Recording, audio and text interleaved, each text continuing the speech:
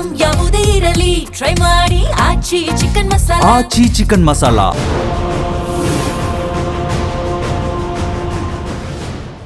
ಬರೋಬ್ಬರಿ 38 ತಿಂಗಳ ಹಿಂಬಾಕಿ ವೇತನವನ್ನು ನೀಡಬೇಕು. ಜೊತೆಗೆ KSRTC, BMTC, NWRTC, KKRTC ಬಸ್ಗಳ ನಿರ್ವಾಹಕರಿಗೆ ಆಗ್ತಿರುವಂತಹ ಕಿರುಕುಳ ಸಂಬಂಧಪಟ್ಟಗೆ ಸೇರಿದಂತೆ ನಾನಾ ಸಮಸ್ಯೆಗಳು ಇರುವಂಥದ್ದನ್ನ ಕೂಡಲೇ ಸರ್ಕಾರ ಮುಂದಾಳತ್ವವನ್ನು ವಹಿಸಿ ಬಗೆಹರಿಸಬೇಕೆನ್ನುವಂಥದ್ದು ನೌಕರರ ಒತ್ತಾಯ ಆಗಿದೆ.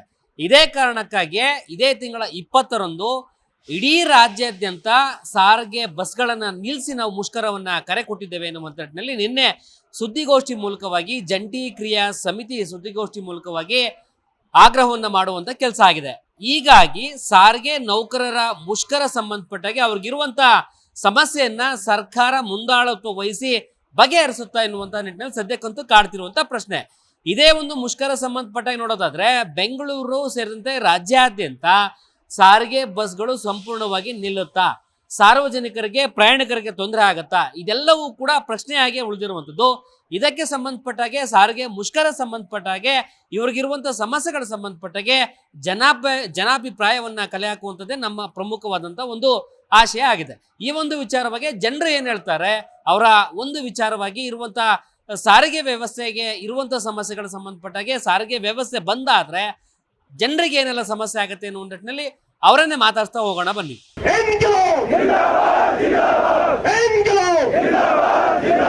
ಯಾತಕ್ಕಾಗಿ ಹೋರಾಟ, ಯಾತಕ್ಕಾಗಿ ಹೋರಾಟ, ಯಾತಕ್ಕಾಗಿ ಹೋರಾಟ, ಎಲ್ಲಿಯವರೆಗೆ ಹೋರಾಟ, ಎಲ್ಲಿಯವರೆಗೆ ಹೋರಾಟ, ಎಲ್ಲಿಯವರೆಗೆ ಹೋರಾಟ. 38 ತಿಂಗಳ ಕೊಡಲೇಬೇಕು, ಕೊಡಲೇಬೇಕು. 38 ತಿಂಗಳ ಕೊಡಲೇಬೇಕು, ಕೊಡಲೇಬೇಕು.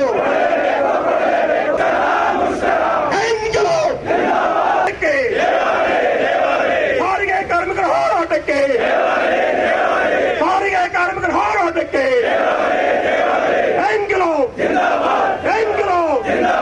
ಎಲ್ಲಿಯವರೆಗೆ ಹೋರಾಟ, ಎಲ್ಲಿಯವರೆಗೆ ಹೋರಾಟ, ಎಲ್ಲಿಯವರೆಗೆ ಹೋರಾಟ, ಯಾತಕ್ಕಾಗಿ ಹೋರಾಟ, ಯಾತಕ್ಕಾಗಿ ಹೋರಾಟ.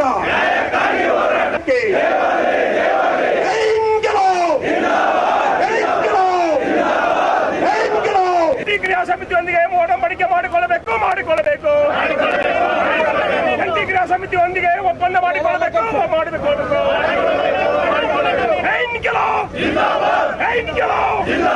ಯಾತಕ್ಕಾಗಿ ಹೋರಾಟ, ಯಾತಕ್ಕಾಗಿ ಹೋರಾಟ, ಎಲ್ಲಿಯವರೆಗೆ ಹೋರಾಟ, ಎಲ್ಲಿಯವರೆಗೆ ಹೋರಾಟ.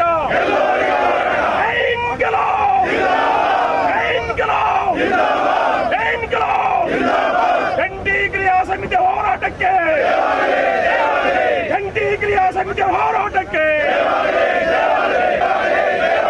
38 ತಿಂಗಳ ಕೊಡಲೇಬೇಕು, ಕೊಡಲೇಬೇಕು. 38 ತಿಂಗಳ ಕೊಡಲೇಬೇಕು, ಕೊಡಲೇಬೇಕು. 1/24ರಿಂದಲೇ ಒಪ್ಪಂದ ಆಗಬೇಕು, ಒಪ್ಪಂದ ಆಗಬೇಕು. 1/24ರಿಂದಲೇ ಒಪ್ಪಂದವಾಗಬೇಕು, ಒಪ್ಪಂದವಾಗಬೇಕು.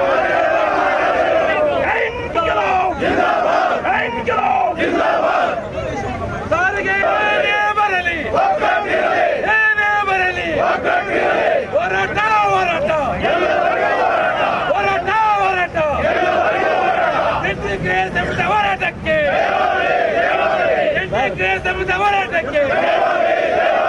ಸರ್ಕಾರ ಈಗ ನಿರ್ಧಾರ ಮಾಡಿರ್ತಕ್ಕಂಥದ್ದು ಏಕಪಕ್ಷೀಯ ನಿರ್ಧಾರ. ನಾವು ಏಕಪಕ್ಷೀಯ ನಿರ್ಧಾರವನ್ನು ಯಾವತ್ತೂ ಕೂಡ ಒಪ್ಪೋದಿಲ್ಲ.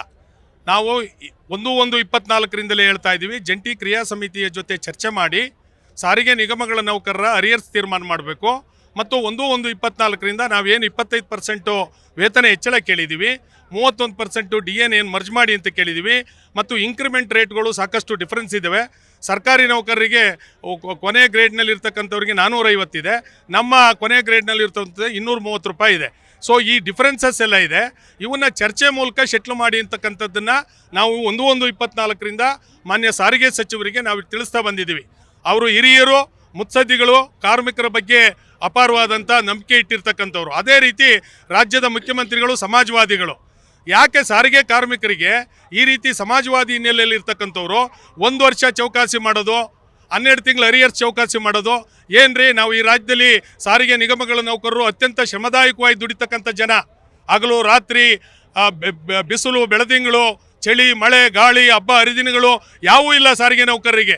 ಸರ್ಕಾರದ ಶಕ್ತಿ ಯೋಜನೆಯನ್ನು ಅತ್ಯಂತ ಯಶಸ್ವಿಯಾಗಿ ಜಾರಿ ಮಾಡಿ ನಾವೀಗ 700 ಕೋಟಿ ಮಹಿಳೆಯರು ಹೋರಾಟ ಮಾಡಲಿಕ್ಕೆ ಅವಕಾಶ ಮಾಡಿದ್ದಾರೆ ಅಂತ ಹೇಳ್ತಕ್ಕಂಥ ಸರ್ಕಾರ.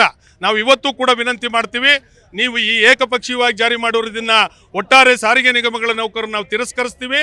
ನಾವು ಏನಿದ್ರೂ ಕೂಡ ನೀವು ಮಾತುಕತೆ ಮೂಲಕ ಏನು 25% ವೇತನ ಹೆಚ್ಚಳ ಕೇಳಿದ್ವಿ ಅದ್ರ ಬಗ್ಗೆ ಚರ್ಚೆಯಾಗಿ ತೀರ್ಮಾನ ಮಾಡಬೇಕು. ಉಳಿದ ಅರಿಯರ್ಸ್ ವಿಧಾನವನ್ನು ಪ್ರಜಾಸತ್ತಾತ್ಮಕವಾಗಿ ಚರ್ಚೆ ಮಾಡೋಣ, ನಾವು ತಯಾರಿದ್ದೀವಿ. ಇನ್ನುಳಿದಂಥ 12 ತಿಂಗಳ ಹಿಂಬಾಕಿ ಕೊಡ್ಲಿಕ್ಕೆ ಒಂದು ರೀತಿ ಮಂಡುತನದ ಪ್ರಯೋಗ ಸರ್ಕಾರ ಮಾಡ್ತಿದೆ ಅನ್ನುವಂಥದ್ದು ಸರ್ ಪ್ರಶ್ನೆ. ಈಗ ನಮಗೆ 4,15,000 ಕೋಟಿ ಬಡ್ಜೆಟ್ ಮಂಡನೆ ಮಾಡ್ತಾರೆ. ಸಾರಿಗೆ ನಿಗಮಗಳಿಗೆ 4,200 ಕೋಟಿ ರೂಪಾಯಿ ಶಕ್ತಿ ಯೋಜನೆ ಕಡೆ ಹಣ ಬರಬೇಕಾಗಿದೆ, ಹೌದಲ್ವಾ? ಸೊ ಅದರೊಳಗೆ ಇನ್ನು 12 ತಿಂಗಳು ವೇತನಕ್ಕೆ ಅರಿಯರ್ಸ್ಗೆ ಅವರು ಈ ರೀತಿ ಹಿಂದೆ ಮುಂದೆ ನೋಡ್ತಾರೆ ಅಂತ ಹೇಳಿದ್ರೆ ದುಡಿಯೋ ವರ್ಗದ ಮೇಲೆ ಇದೊಂಥರ ದಾಳಿ ಮಾಡಿದಂಗೆ ಆಗ್ತಾ ಇದೆ. ಇದು ಸರಿಯಾದಂಥ ಕ್ರಮ ಅಲ್ಲ, ಇದು ಸರ್ಕಾರಕ್ಕೆ ಶೋಭೆ ತರೋದಿಲ್ಲ. ಯಾಕೆಂದರೆ ಮಾನ್ಯ ಸಿದ್ದರಾಮಯ್ಯನವರು ನಾನು ಕಾರ್ಮಿಕರ ಪರವಾಗಿದ್ದೀನಿ, ರೈತರ ಪರವಾಗಿದ್ದೀನಿ, ದುಡಿಯೋ ಜನರ ಪರವಾಗಿದ್ದೀನಿ, ಬಡವ್ರ ಪರವಾಗಿದ್ದೀನಿ ಅಂತ ಹೇಳ್ತಾರೆ. ನಾವೆಲ್ಲೇನು ಕಪ್ಪು ಹಣ ಇಟ್ಟಿರೋರಾ? ನಾವು 38 ತಿಂಗಳಲ್ಲಿ ವಿದ್ಯಾರ್ಥಿಗಳ ವಿದ್ಯಾಭ್ಯಾಸ ಮಾಡಿಸ್ಲಿಕ್ಕೆ ಸಾಲ ಮಾಡಿದ್ದೀವಿ. ನಮ್ಮ ಮನೆಯಲ್ಲಿ ಯಾರಿಗೋ ಚಿಕಿತ್ಸೆ ಕೊಡಿಸ್ಬೇಕು ಸಾಲ ಮಾಡಿದ್ದೀವಿ. ನಮಗೆ ಯಾರು ಅವತ್ತ 50 ರೂಪಾಯಿ ಕೆಜಿನ 15 ರೂಪಾಯಿಗೆ ಯಾರು ಕೊಟ್ಟಿಲ್ಲ ಆ ಸಮಯದಲ್ಲಿ. ಆದ್ದರಿಂದ ನಾವು ದುಡ್ದು ಬಿಟ್ಟಿರ್ತಕ್ಕಂಥದ್ದು. ನಿಜವಾಗ್ಲೂ ಏನಾದ್ರು ರಾಜ್ಯ ಸರ್ಕಾರಕ್ಕೆ ನಮ್ಮ ಬಗ್ಗೆ ಪ್ರೀತಿ ಇದ್ದರೆ ಸರ್ಕಾರ ಏನು ನ್ಯಾಷನಲೈಸ್ಡ್ ಬ್ಯಾಂಕ್ ಇದೆಯಲ್ಲ ಅದ್ರ ಬಡ್ಡಿ ಸಮೇತ ಕೊಡಬೇಕು. ಸರ್ಕಾರದಲ್ಲಿ ದುಡ್ಡಿಲ್ವಲ್ಲ, ದುಡ್ಡಿಲ್ಲದೆ ಇರೋದ್ರಿಂದ ಆ ಥರ ಮಾಡ್ತಾ ಇದ್ದಾರೆ. ಯಾಕೆ ಸರ್ ದುಡ್ಡಿಲ್ಲ ಅನ್ನೋದು ಗೊತ್ತೇ ಇದೆ ನಿಮಗೆ? ಫ್ರೀ ಕೊಟ್ಬಿಟ್ಟು ದುಡ್ಡಿಲ್ಲ, ಬರೋ ದುಡ್ಡೆಲ್ಲ ಫ್ರೀಗೆ ಅಡ್ಜಸ್ಟ್ ಮಾಡ್ತಾ ಇದ್ದಾರೆ. ಸೊ ಹಾಗಾಗಿ ಫಸ್ಟು ಏನು ಅಂದರೆ ಇದೆಲ್ಲ ನಿಲ್ಲಿಸ್ಬೇಕು, ಅವ್ರಿಗೆ ದುಡ್ಡು ಕೊಡಬೇಕು. ಯಾರಿಗೆ ಸಾರಿಗೆ ನೌಕರರಿಗೆ ದುಡ್ಡು ಕೊಡಬೇಕು. ಸುಮ್ಮನೆ ಹೆಚ್ಚು ಕಡಿಮೆ 40 ತಿಂಗಳು ಹಿಂಬಾಕಿ ವೇತನ ಅಂದ್ರೆ ಸುಮ್ಮನೆ ಲಕ್ಷಾಂತರ ರೂಪಾಯಿ ಹೌದು ಕೊಡಬೇಕು, ಸೇವೆ ಮಾಡ್ತಿದ್ದಾರೆ ಅವರು. ಕೊಡಬೇಕು, ಫಸ್ಟ್ ಕೊಡಬೇಕು ಅವ್ರಿಗೆ. ಇಲ್ಲ ಅಂದರೆ ಈ ಮಿನಿಸ್ಟ್ರಿಗಳಿಗೆ ಅವ್ರಿಗೆಲ್ಲ ಸಂಬಳಗಳನ್ನ ನಿಲ್ಲಿಸ್ಬೇಕು. ಆ ಸಂಬಳದಲ್ಲಾದ್ರೂ ಇವ್ರಿಗೆ ಕೊಡಬೇಕು. ಇಷ್ಟು ದಿವಸ ನಡೀತಾ ಇತ್ತಲ್ವಾ, ಅವರು ಗ್ಯಾರಂಟಿ ಮಾಡಿರೋದ್ರಿಂದನೇ ತೊಂದರೆ ಆಗುತ್ತೆ. ಇಲ್ಲ ತೊಂದರೆ ಇಲ್ಲ ಅಂದರೆ ಇವ್ರಿಗೆಲ್ಲ ಹಿಂಬಾಕಿ ಕೊಡ್ಬೋದಾಗಿತ್ತಲ್ಲ, ಯಾಕೆ ಕೊಟ್ಟಿಲ್ಲ? ದುಡ್ಡಿಲ್ಲ, ಕೊಟ್ಟಿಲ್ಲ ಕೂಡ ಇಲ್ಲಂತೆ ಪಾಪ. ಅದೇ ತೊಂದರೆ ಆಗ್ತಾ ಇದೆ ಪಾಪ ಅವ್ರಿಗೆ. ಅವ್ರು ಹೇಗೆ ಜೀವನ ಮಾಡಬೇಕು? ಅಲ್ಲ, ಬಸ್ ನಿಂತರೂ ಕೂಡ ಸಾರ್ವಜನಿಕರು ನಿಮ್ಮಂತ ಪ್ರಾಣಿಗೆ ತೊಂದರೆ ಆಗುತ್ತೆ ಅನ್ನೋದಿಲ್ಲ. ಹೌದು, ತೊಂದರೆ ಆಗುತ್ತೆ, ಪ್ರತಿಯೊಬ್ಬರಿಗೂ ತೊಂದರೆ ಆಗುತ್ತೆ. ಇದು ಒಂಥರ ಜೀವನಾಡಿ ಇದ್ದಾಗೆ ಜನತೆಗೆ. ಜನಸಾಮಾನ್ಯರಿಗೆ ತೊಂದರೆ ಇಲ್ಲ. ಅವ್ರವ್ರು ಏನು ಮಾಡ್ಕೊಂಡಿದ್ರೆ, ಈಗ ನಾವು ಬಂದಿದ್ದೀವಿ, ಬರ್ತೀವಿ, ಟಿಕೆಟ್ ಕೊಡ್ತೀವಿ, ಹೋಗ್ತೀವಿ. ನಮ್ಗೇನು ಗೊತ್ತಿರ್ತದೆ? ಬಸ್ಸು ಆ ಸ್ಟ್ರೈಕು ಈ ಸ್ಟ್ರೈಕು ಅದು ಮಾಡಿ ಇದು ಮಾಡಿದ್ರೆ ಜನಸಾಮಾನ್ಯರಿಗೆ ಎಷ್ಟು ತೊಂದರೆ ಆಗುತ್ತೆ. ಈ ಬಸ್ ನಿನ್ನೋದು ಯಾರಿಗೂ ಗೊತ್ತಿರಲ್ಲ, ಮತ್ತೆ ಆಟೋದಲ್ಲೋಗಿ ಕಾಸಿರಲ್ಲ, ವ್ಯಾನಲ್ಲೋಗಿ ಕಾಸಿರಲ್ಲ, ಆಯ್ತವಾ? ಆಟೋದ ಈಗ ಸ್ಟ್ರೈಕು ಅಂತಂದ್ರೆ 200-300 ಎಷ್ಟು ಬೇಕಾದ್ರೂ ಮಾಡ್ತಾರೆ. ಅದೊಂದು ವಿಚಾರ. ಸ್ಟ್ರೈಕ್ ಯಾಕೆ ಮಾಡಬೇಕು? ಅದು ಏನಿದ್ರು ಇವ್ರಿಗೂ ತೊಂದರೆ ಆಗೋದು ಬೇಡ. ಕೆಲಸ ನಮ್ಮ ಕಂಡಕ್ಟರ್ ಆಗೋದು, ಡ್ರೈವರ್ ಆಗೋದು, ಕೆಲಸ ಮಾಡ್ತಾ ಇದ್ದಾರೆ, ಇಲ್ಲ ಅಂತಲ್ಲ. ಅವ್ರಿಗೂ ಅವ್ರು ತೊಂದರೆ ಮಾಡೋದು. ಸರ್ಕಾರದವ್ರು ಯಾವುದೇ ಕಾರಣಕ್ಕೂ ಅವ್ರು ತೊಂದರೆ ಮಾಡಬಾರ್ದು, ಆಯ್ತವಾ? ನಾವು ಬಸ್ ಸ್ಟ್ರೈಕ್ ಮಾಡಿದ್ರೆ ತುಂಬಾ ಜನಕ್ಕೆ ತೊಂದರೆ ಆಗುತ್ತೆ. ಆಲ್ಮೋಸ್ಟ್ ಇಲ್ಲಿ ಜನ ಅಲ್ಲೇ ಸ್ಟ್ರಕ್ ಆಗೋಗುತ್ತೆ. ಈ ಥರ ಸರ್ಕಾರ ಈ ಥರ ಮಾಡಬಾರ್ದು. ಇನ್ನೊಂದು ಯಾವ ಜ್ಯೋತಿ ಏನಾದರೂ ಮಾಡ್ಕೊಡ್ಲಿ, ನಮ್ಗೆ ಅದಕ್ಕೆ ಕೆಲಸ ಇಲ್ಲ. ತೊಂದರೆ ಮಾತ್ರ ಮಾಡಬಾರ್ದು, ಜನಸಾಮಾನ್ಯರಿಗೆ ತೊಂದರೆ ಮಾತ್ರ ಮಾಡಬಾರ್ದು. ನಾವಷ್ಟೇ, ನಾವು ಇರೋದು, ನಾವು ಸರ್ಕಾರದಿಂದ ಮನವಿ ಮಾಡ್ಕೊಳ್ಳೋದು ಏನಂದ್ರೆ ಯಾವುದೇ ಕಾರಣಕ್ಕೆ ಜನಸಾಮಾನ್ಯರಿಗೆ ತೊಂದರೆ ಮಾಡಬಾರ್ದು. ಕಾರ್ ಇರೋನು ಕಾರಲ್ಲಿ ಹೋಗ್ತಾನೆ, ಫ್ಲೈಟ್ ಇರೋನು ಫ್ಲೈಟಲ್ಲಿ ಹೋಗ್ತಾನೆ. ಬಟ್ ಬಸ್ಸು ಅಂತ ನಮ್ಮ ಕಡೆ ಇರೋ ನಾವು ಯಾವ್ದ್ರಲ್ಲಿ ಹೋಗ್ತಾನೆ? ಹೌದು, ನಮ್ಮಂಥ ಪ್ರಯಾಣಿಕರು ಅಟ್ಲೀಸ್ಟ್ ನಮ್ಮಂಥ ಟ್ಯಾಲೆಂಟ್ ಏನೋ ಗೊತ್ತಿರೋಂಥವ್ರು ಏನೋ ಒಂದು ಪಾಸ್ ಮಾಡ್ಕೊಂಡು ಹೋಗ್ಬಿಡ್ತೀವಿ. ಪಾಪ ಗೊತ್ತಿಲ್ಲದವ್ರು ಎಲ್ಲ ಹೋಗ್ತಾರೆ, ವಯಸ್ಸಾದಂಥವ್ರು ಎಲ್ಲ ಹೋಗ್ತಾರೆ ಅವರು. ಅದು ನಾನು ಸರ್ಕಾರದ ಮನವಿ ಮಾಡ್ಕೊಳ್ಳೋದಂದ್ರೆ ಯಾವುದೇ ಕಾರಣಕ್ಕೂ ಆ ಥರ ತೊಂದರೆ ಮಾಡಬಾರ್ದು. ಸರ್ಕಾರಕ್ಕೆ ನಮ್ಮಂಥ ಎಷ್ಟೋ ಜನ ತೊಂದರೆ ಇದು ಮಾಡಿದ್ದಾರೆ ಅವರೇ, ಏನೋ ಪ್ರಶ್ನೆ ಮಾಡೋರು ಅವರೇ. ಬಟ್ ನಮ್ಮ ಮಾತು ಸ್ಪಂದನೆ ಮಾಡಲ್ಲೇ ಅವರು. ಏನು ಮಾಡ್ತಾರೆ? ಕೇಳಿದ್ರೆ ಸ್ಪಂದನೆ ಮಾಡ್ತಾರ, ಅದು ಹಂಗಾಯ್ತು ಇದು ಹಿಂಗಾಯ್ತು ಅಂತ ಕೇಳ್ತಾರೆ. ಮತ್ತು ಸರಿತಾನೆ ನೀವು ಕೇಳ್ತಿರೋದು? ನಾವು ಕೇಳ್ತೀವಿ ಸರ್, ಕೇಳೋಕ್ಕಿಲ್ಲ ಅಂತಲ್ಲ. ಇವಾಗ ಸರ್ಕಾರಕ್ಕೆ ನಾವು ಕೇಳ್ತಾರೆ, ಈ ಮಾತು ಹೇಳ್ತಾರೆ ಸರ್ಕಾರಕ್ಕೆ. ಬಟ್ ನಿಮ್ಗೆ ಯಾಕ್ರಿ, ನೀವು ಬರ್ರಿ ಸೀಟಲ್ಲಿ ಬಸ್ಸಲ್ಲಿ ಕೂತ್ಕೊಳ್ರಿ ಹೋಗ್ರಿ ಅಂತ ಹೇಳ್ತಾರೆ. ನಿಮ್ದೇನಾಯ್ತು ಕೊಟ್ಟು ಹೋಗ್ರಿ ಅಂತ ಹೇಳ್ತಾರೆ, ಅಲ್ವಾ ತಾನೆ? ಅಷ್ಟೇ ನೋಡೋದು. ಅಂದ್ರೆ ಯಾವ್ದೇ ಕಾರಣ ಡ್ರೈವರ್ ದುಡ್ಡು ಕೆಲಸ ಮಾಡೋರ್ಗೂ ತೊಂದರೆ ಮಾಡಬಾರ್ದು, ಸರ್ಕಾರದ ಅವ್ರಿಗೂ ತೊಂದರೆ ಮಾಡ್ಬೋದು, ನಮಗೂ ತೊಂದರೆ ಮಾಡ್ಬೋದು. ಯಾಕಂದ್ರೆ ನಾವು ಟಿಕೆಟ್ ಕೊಡ್ತೀವಿ, ಹೋಗ್ತಾ ಇದೀವಿ. ನಮಗೆಲ್ಲ ಸಮಸ್ಯೆ ಆಗೇ ಆಗುತ್ತೆ. ಯಾಕಂದ್ರೆ ನಾವೆಲ್ಲ ಕೆಲ್ಸಕ್ಕೆ ಹೋಗ್ತಿರ್ತೀವಿ, ಬಸ್ಗಳು ತೊಂದರೆ ಆಗುತ್ತೆ. ಕೆಲವರು ಏನಾದರೂ ಸಾವಿಗೆ ಹೋಗ್ತಾರೆ, ಕೆಲವೆಲ್ಲರೂ ಫಂಕ್ಷನ್ಗೆ ಹೋಗ್ತಾರೆ, ಅವ್ರಿಗೆಲ್ಲ ಪ್ರಾಬ್ಲಮ್ ಆಗೇ ಆಗುತ್ತೆ ಖಂಡಿತ. ಅದಕ್ಕೆ ಇವ್ರ ಬೇಡಿಕೆ ಕರೆಕ್ಟ್ ಇದೆಯಾ ಅಥವಾ ರಾಂಗ್ ಇದೆಯಾ ಅಥವಾ ಸಾರ್ವಜನಿಕ ಕೊಡ್ತಿರುವಂತ ಸಮಸ್ಯೆ ಅನ್ಸಲ್ವಾ? ಅದು ಸಮಸ್ಯೆನೇ ಅನ್ಸುತ್ತೆ, ಬಟ್ ಅದನ್ನು ನೋಡ್ಬೇಕು, ಸಾರ್ವಜನಿಕರ ಪ್ರಾಬ್ಲಮ್ ಏನಂತನೂ ನೋಡ್ಕೋಬೇಕಷ್ಟೇ. ತೊಂದರೆ ಆಗೇ ಆಗತ್ತೆ ಜನಗಳಿಗೆ. ಅದನ್ನ ಆ ಕಡೆ ಮುಷ್ಕರ ಮಾಡೋದು ಬೇಕಾ ಬೇಡವಾ ಅಂತ? ಅದು ಅವಶ್ಯಕತೆ ಇದ್ರೆ ಮಾಡ್ಲೇಬೇಕಾಗತ್ತೆ. ಅದನ್ನ ನಾವು ಬೇಡ ಅಂತಾನು ಹೇಳಕ್ ಬರಲ್ಲ, ಯಾಕಂದ್ರೆ ಅವ್ರು ಬೇರೆ ತರ ಥಿಂಕ್ ಮಾಡಿರ್ತಾರೆ, ನಾವು ಬೇರೆ ತರ ಥಿಂಕ್ ಮಾಡೋದು. ಯಾಕಂದ್ರೆ ಅವ್ರಿಗೆ ಏನ್ ಬೇಕೋ ಅದ್ ಮಾಡ್ಲಿ, ಜನಗಳಿಗೆ ತೊಂದರೆ ಆಗ್ದಂಗೆ ಬಸ್ಗಳು ಬಿಡೋದು ಬೆಟರ್. ಯಾಕಂದ್ರೆ ತುಂಬಾನೇ ಪ್ರಾಬ್ಲಮ್ಗಳಿರುತ್ತೆ, ಬೇರೆ ಎಲ್ಲೆಲ್ಲ ಹೋಗೋರೆಲ್ಲ ಇರ್ತಾರೆ, ಏನೋ ಅವ್ರ ಅವಶ್ಯಕತೆಗಳು ಇರುತ್ತೆ, ಅದಕ್ಕೆ ಇರ್ಲೇಬೇಕು ಬಸ್ ಅವಶ್ಯಕತೆ. ತೊಂದರೆ ಆಗೋದು ನಮ್ಗೆ ಅಲ್ಲ, ಅವ್ರಿಗೆ ತೊಂದರೆ ಆಗುತ್ತಾ?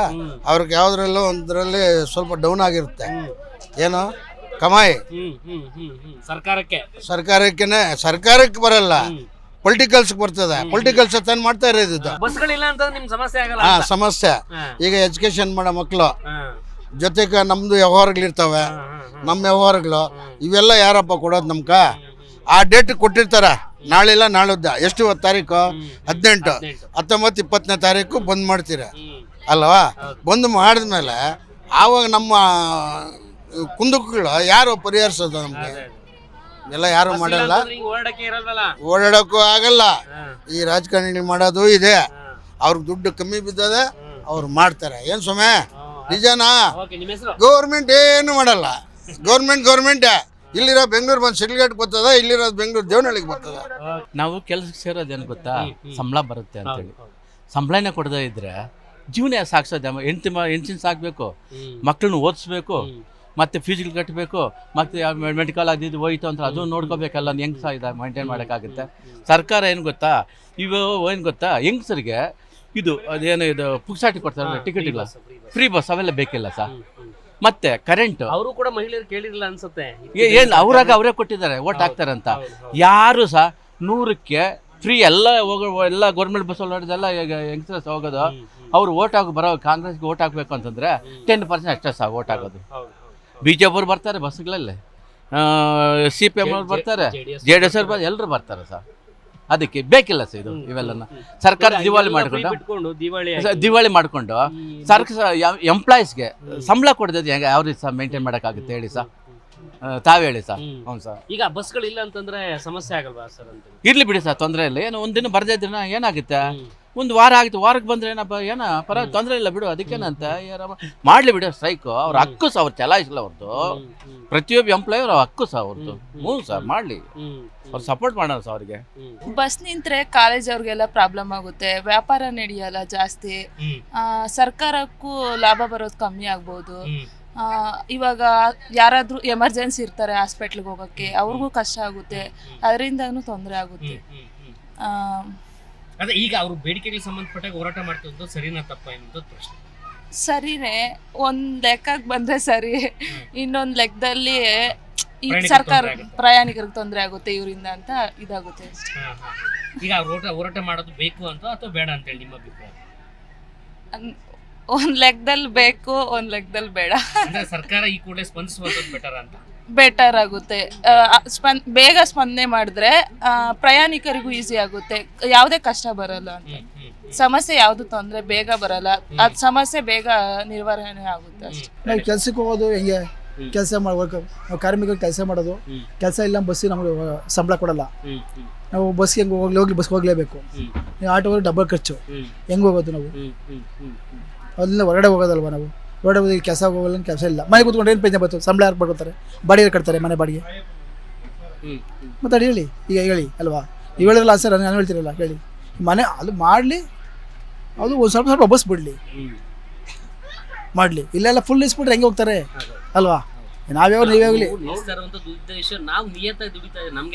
ಅದನ್ನ ಹೇಳ್ತಾ ಇರೋದು ಈಗ ಅಲ್ವಾ?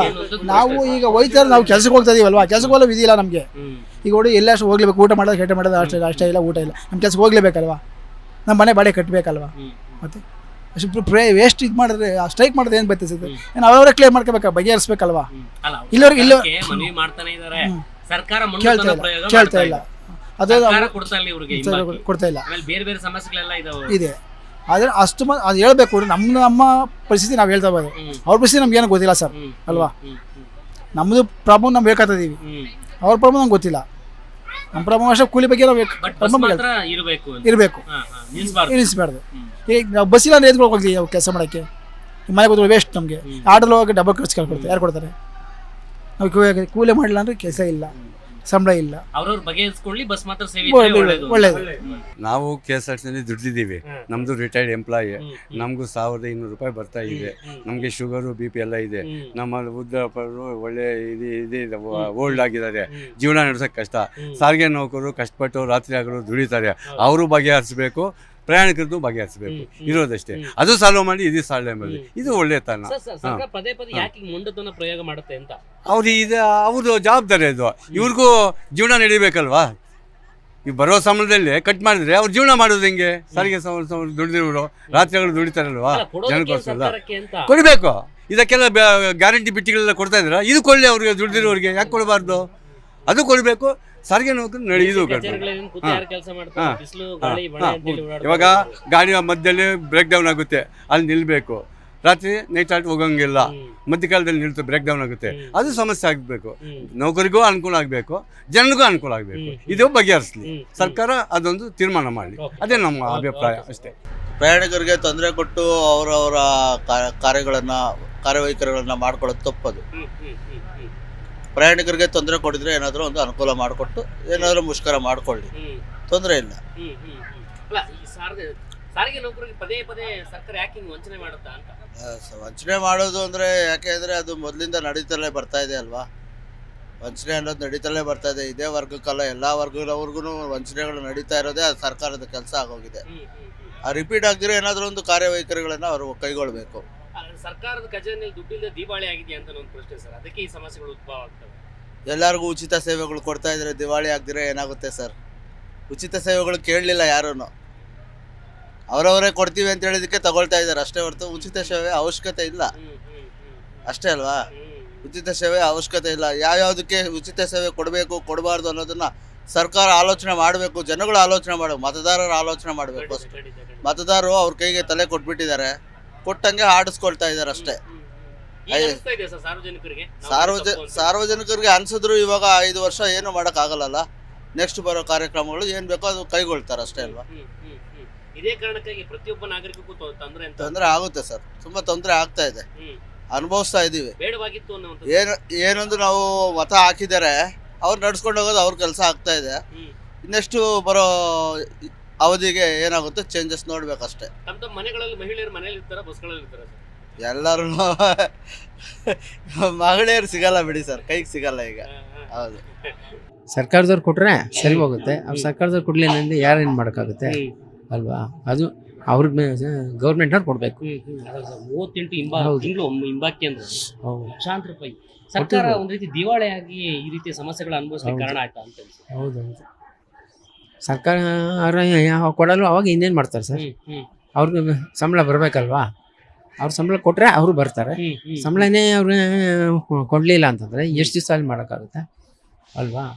ಅದೇ ನಾಡಿದ್ದು 20ನೇ ತಾರೀಕು ಬಸ್ಗಳು ಸಿಗಲಿಲ್ಲ ಅಂತಂದ್ರೆ ಸಾರ್ವಜನಿಕರಿಗೆ ಏನೆಲ್ಲ ಸಮಸ್ಯೆ ಆಗುತ್ತೆ? ಎಲ್ಲ ಥರದಲ್ಲೂ ಸಮಸ್ಯೆ ಆಗುತ್ತೆ. ಅವಾಗ ಏನು ಮಾಡ್ತಾರೆ, ಇನ್ನು ವೆಹಿಕಲ್ಗಳು ಹಿಡಿಬೇಕು, ಅವರು ಕಾರುಗಳು ಹಿಡಿಬೇಕು, ಗಾಡಿಗಳು ಹಿಡಿಬೇಕು, ಆಟೋಗಳು ಹಿಡಿಬೇಕು, ಕ್ಯಾಬ್ಗಳು ಹಿಡಿಬೇಕು. ಅವ್ರವ್ರ ಕೆಲಸಕ್ಕೆ ಅವ್ರು ಹೋಗ್ಲೇಬೇಕಲ್ವಾ? ಇದು ಪ್ರಾಬ್ಲಮ್ ಸ್ಟಾರ್ಟ್ ಆಗುತ್ತೆ ಅಷ್ಟೇ. 2022-23 ಮೇ ಬಿ ನೀವು ನೋಡಿದ್ರಲ್ಲ ಸರ್, 21-22ರಲ್ಲಿ ಇಲ್ಲೆಲ್ಲ ಖಾಸಗಿ ಬಸ್ಗಳು ಬಂದ್ಬಿಟ್ಟಿದ್ವು. 15 ಎಷ್ಟು ಒಂದು ತಿಂಗಳಿನ ಟ್ರೈನಿಂಗ್ ಇದಾಗಿದ್ದಾರಲ್ಲ, ಸ್ಟ್ರೈಕ್ ಮಾಡಿದ್ರಲ್ವ, ಅವಾಗ BJPನವ್ರು ಇದ್ರು. ಅವಾಗ ಅದೇನು ಸಾಲ್ವ್ ಮಾಡ್ತೀವಿ ಅಂತ ಹೇಳ್ಬಿಟ್ಟು ಅವರೇನೋ ಮಾಡಿಕೊಂಡು ಟೈಮ್ ತೊಗೊಂಡ್ರು. ಇವ್ರು ಬಂದ್ಮೇಲೆ ಇವ್ರು ಮಾಡ್ತೀವಿ ಅಂದ್ರು. ಇವ್ರು ಮಾಡಿದ್ರ ಬಿಟ್ರೆ ಗೊತ್ತಿಲ್ಲ ಅಲ್ವಾ? ಅದು ಏನಿದ್ರು ಆ ಎಂಪ್ಲಾಯೀಸ್ ಗೊತ್ತು ಎಷ್ಟು ಕೊಟ್ಟಿದ್ದಾರೋ ಎಷ್ಟು ಬಿಟ್ಟಿದ್ದಾರೋ. ಈಗ ಅದೇ ಸಮಸ್ಯೆ ಮತ್ತೆ ಉದ್ಭವ ಆಗ್ಬಿಟ್ಟಿದೆ ಸರ್. ಹೌದು, ತಿರುಗಿ ಅದೇ ಪ್ರಾಬ್ಲಮ್ ಸ್ಟಾರ್ಟ್ ಆಗುತ್ತೆ ಅಷ್ಟೇ ಅಲ್ವಾ? ನೀವು ಸಾರಿಗೆ ಬಸ್ಗಳಲ್ಲಿ ಸರ್ ಓಡಾಡೋದು? ನಾವು ಸಾರಿಗೆ ಬಸ್ಗಳಲ್ಲಿ ಓಡಾಡ್ತೀವಿ, ಎಲ್ಲರಿಗೂ ತೊಂದರೆ ಆಗುತ್ತೆ, ಏನ್ ಮಾಡೋಕ್ಕಾಗಲ್ಲ. ಸರ್ಕಾರಕ್ಕೆ ಏನ್ ಮನವಿ ಮಾಡ್ಬೋದು ಸರ್? ಏನ್ ಮಾಡೋಕ್ಕಾಗುತ್ತೆ ಸರ್? ಸರ್ಕಾರದವ್ರು ಕೊಡ್ಲಿಲ್ಲ ಅಂತಂದ್ರೆ ನಮ್ಮ ಹತ್ರ ಬಡ್ಜೆಟ್ ಇಲ್ಲ ಅಂದ್ರೆ ಏನ್ ಮಾಡ್ತೀರಾ ಅಲ್ವಾ? ಬಜೆಟ್ ಯಾಕಿಲ್ಲ ಅಂತ ಗೊತ್ತಿರುತ್ತೆ ನಿಮ್ಗೆ? ಏನಿಲ್ಲ ಅಂತಂದ್ರೆ ಅದೇ ಇದೆಲ್ಲ ಹೋಯ್ತಲ್ವಾ, ಗ್ಯಾರಂಟಿಗಳು ಆಳು ಏನೇನೋ ಕೊಟ್ಟಿದಾರಲ್ವಾ, ಅದಕ್ಕೆ ದುಡ್ಡು ಹೋಯ್ತು, ಇದಕ್ಕೆ ದುಡ್ಡು ಹೋಯ್ತು ಅಂತ ಹೇಳ್ತಾರೆ ಗೌರ್ಮೆಂಟ್ನವರು. ಏನ್ ಮಾಡೋಕ್ಕಾಗುತ್ತೆ? ಏನು ಮಾಡೋಕ್ಕಾಗಲ್ಲ. ಅವ್ರು ಕೊಡ್ಬೇಕು, ಎಂಪ್ಲಾಯೀಸ್ ತಗೋಬೇಕು. ಆ ಸಮಸ್ಯೆಗಳು ಬಗೆಹರ್ದಂಗೆ ಇಲ್ಲಾಂದ್ರೆ ಸಾರ್ವಜನಿಕ ಅವ್ರು ಕೊಡಲ್ಲ. ಇದೇ ತರ ಮಾಮೂಲಿ ಫೈಟ್ ಮಾಡಬೇಕಾಗುತ್ತೆ ಅಷ್ಟೇ. ಯಾಕಂದರೆ ಸಾರಿಗೆ ನೌಕರು 1,15,000 ನೊಂದಿದ್ದಾರೆ ಇವತ್ತು. ಏನು ಈ ಸರ್ಕಾರ 2 ವರ್ಷದಿಂದ ಎಳ್ಕೊಂಡು ಬರ್ತಾ ಇದೆ, ಒಂದು ಒಂದು 28 ತಿಂಗಳ ಅರಿಯಸ್ ಇರ್ಬೋದು, 24 ವೇತನ ಪರಿಷ್ಕರಣೆ. ಎಷ್ಟು ಈ ಒಂದು ಇದನ್ನು ಸಾರಿಗೆ ರಾಜ್ಯದ ಮುಖ್ಯಮಂತ್ರಿಗಳೇ 4 ಬಾರಿ ಒಂದು ಸಭೆಯನ್ನು ಮಾಡಿದರೂ ಕೂಡ ಇತ್ಯರ್ಥ ಮಾಡೋಕ್ಕಾಗಿಲ್ಲ ಅವ್ರ ಕೈಲಿ. ರಾಜ್ಯದ ಸಾರಿಗೆ ಮಂತ್ರಿಗಳು ಕೂಡ 5-6 ಮೀಟಿಂಗ್ ಮಾಡಿದ್ರು, ಇವತ್ತು ಇತ್ಯರ್ಥ ಆಗದಲೇ ಆಡಳಿತ ವರ್ಗ 16 ಮೀಟಿಂಗ್ ಮಾಡಿದ್ರು, ಇತ್ಯರ್ಥ ಆಗಲಿಲ್ಲ ಅಂದರೆ ಏನು ನಮಗೇನು 16,000 ಕೋಟಿ ಕೇಳಿಲ್ಲ ನಾವು. ನಮ್ಮ ಮಧ್ಯೆ ಇರ್ತಕ್ಕಂಥದ್ದು ಬರೀ 1,750 ಕೋಟಿ ಅರಿಯಸ್ 38 ತಿಂಗಳಿಗೆ ಕೊಡಬೇಕಾಗಿರೋದು. ಅದ್ರ ಜೊತೆಗೆ 24 ವೇತನ ಪರಿಷ್ಕರಣೆ ಅದು ಮ್ಯಾನೇಜ್ಮೆಂಟ್ ಕೊಡ್ತಕ್ಕಂಥದ್ದು, ಅದು ಯಾವುದೇ ಸರ್ಕಾರದಿಂದ ಕೊಡ್ತಕ್ಕಂಥದ್ದು. ಅದನ್ನು ಕೊಡೋಕ್ಕೆ ನೀವು ಮೀನಮೇಷ ಅಂತೀರಂದ್ರೆ ಇದರಿಂದ ದೊಡ್ಡ ಇದು ಇನ್ನೊಂದಿಲ್ಲ. ಅದನ್ನು ಸಾರಿಗೆ ನೌಕರರು ನೊಂದು ಇವತ್ತು ಯಾವುದೇ ಥರ ಸ್ವರೂಪ ಪಡಿಬೋದು, ಮುಷ್ಕರ ಇರ್ಬೋದು ಅಥವಾ 16 ದಿವಸ ನಿಲ್ಬೋದು. ಅದನ್ನು ಫೇಸ್ ಮಾಡ್ತಕ್ಕಂಥದ್ದು ಇಲ್ಲಿರ್ತಕ್ಕಂಥ ಸರ್ಕಾರ, ಇಲ್ಲಿರ್ತಕ್ಕಂಥ ಆಡಳಿತ ಹೊರತು ಇದು ಸಾರಿಗೆ ನೌಕರದಲ್ಲ. ಅದನ್ನು ಈಗಲೂ ನಾವು ನಿಮ್ಮನ್ನು ಸಾರಿಗೆ ರಾಜ್ಯದ ಮುಖ್ಯಮಂತ್ರಿಗಳನ್ನು ಕೇಳ್ಕೊಳ್ಳೋದಷ್ಟೇ, ಸಾರಿಗೆ ಮಂತ್ರಿಗಳು ಕೇಳ್ಕೊಳ್ಳೋದಷ್ಟೇ, ರಾಜ್ಯ ಆಡಳಿತ ವರ್ಗವನ್ನು ಕೇಳ್ಕೊಳ್ಳೋದಷ್ಟೇ. ಈಗಲೂ ಕೂತು ನೀವು ಚರ್ಚೆ ಮಾಡಿದರೆ ಅದು ಇತ್ಯರ್ಥ ಆಗುತ್ತೆ. ಬರೀ ಅವ್ರಿಗೂ ಮಾತಾಡ್ತಾರಷ್ಟೇ, ನಾನು ಇತ್ಯರ್ಥ ಮಾಡ್ತೀನಿ ಬನ್ನಿ ನಿಮ್ಮ ಜೊತೆ ಕೂತು ಮಾತಾಡ್ತೀನಿ. ಇವತ್ತಿನವ್ರಿಗೂ ಅವರೆಲ್ಲ ನೀವು ಹೋಗಿ ನೋಡಿ, ಇವತ್ತು ಸೆಂಟ್ರಲ್ ಆಫೀಸಲ್ಲಿ ಕೂತಿದ್ದಾರೆ, ಸಾರಿಗೆ ನೌಕರ ಜೊತೆ ಮಾತಾಡೋದಿಲ್ಲ, ಬೇರೆ ಯಾರ್ಯಾರ ಜೊತೆನೇ ಮಾತಾಡ್ತೀರಿ. ಇದು ನೀವು ಕೊಟ್ಟಿರ್ತಕ್ಕಂಥ ಏನು ಶಕ್ತಿ ಯೋಜನೆಯನ್ನು ಇವತ್ತು 1,15,000 ಜನ ಒತ್ಕೊಂಡು ಇವತ್ತು ಓಡಾಡ್ತಾ ಇದ್ದಾರೆ. ನಿಮ್ಗೆ SS ಬಂದಿದೆ, ಗಿನ್ನಿಸ್ ದಾಖಲೆ ಆಗಿದೆ. ಅದರಿಂದ ಸುಮಾರು 650-700 ಕೋಟಿ ಜನ ಓಡಾಡ್ತಿರ್ತಕ್ಕಂಥ ಹೆಣ್ಮಕ್ಳಿಗೆ, ಇಲ್ಲಿ ಓಡಾಡಿಸಿರ್ತಕ್ಕಂಥ ಕಾರ್ಮಿಕರಿಗೆ ಕೊಡಿಸ್ಲಿಕ್ಕೆ ನೀವು ಹಿಂದೆ ಮುಂದೆ ನೋಡ್ತೀರಾ ಅಂತ ಅಂದರೆ ಇದ್ರಿಗಂತ ನಾಚಿಗೇಡು ಇನ್ನೊಂದಿಲ್ಲ. ನಾನು ಕೇಳ್ಕೊಳ್ಳೋದಿಷ್ಟೇ, ಸಾರಿಗೆ ಮಂತ್ರಿ ಆಗಲಿ, ರಾಜ್ಯದ ಮುಖ್ಯಮಂತ್ರಿಗಾಗಲಿ ಅಥವಾ ಆಡಳಿತವಾಗಲಿ ಫಸ್ಟು ಕೂತು ಚರ್ಚೆ ಮಾಡಿ ಈ ಸಂಕಷ್ಟವನ್ನು, ಈ ಸಾರಿಗೆ ನೌಕರು 1,15,000 ಸಂಕಷ್ಟವನ್ನು ಇತ್ಯರ್ಥ ಮಾಡಿ, ಆವಾಗ ನಿಮಗೆ ಒಳ್ಳೆಯ ಹೆಸರು ಬರುತ್ತೆ. ಅದು ಬಿಟ್ಟು ಸಂಘರ್ಷಕ್ಕೆ ಇಳಿಸ್ಬೇಡಿ. ಸಂಘರ್ಷಕ್ಕೆ ಇಳಿದ್ರೆ ಸಾರಿಗೆ ಅವ್ರಿಗೆ ಯಾವ ಮಟ್ಟಕ್ಕೆ ಹೋಗೋದೆ ಅಂತ ಗೊತ್ತಿಲ್ಲ.